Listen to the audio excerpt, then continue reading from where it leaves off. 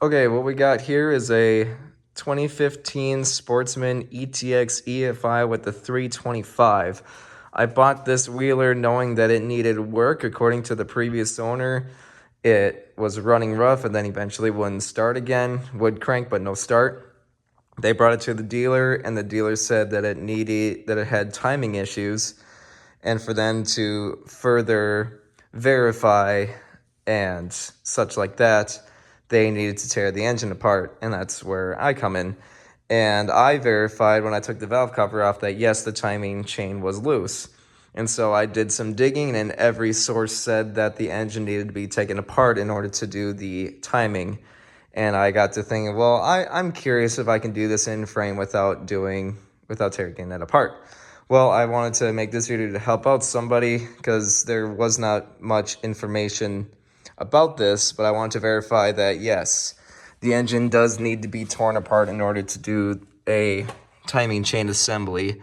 Reason being is this gear here is pressed onto this shaft here, and in order to take this gear off, I mean pretty much all this, the bottom end has to get taken out.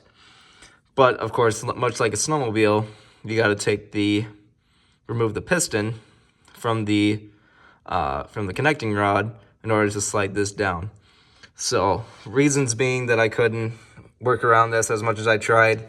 This bolt here for this guide here, the gear's in the way. To get the chain out of here, out of this corner here, that wasn't gonna happen, as well as there's a little nipple right here that's not allowing me to sneak the chain out of there.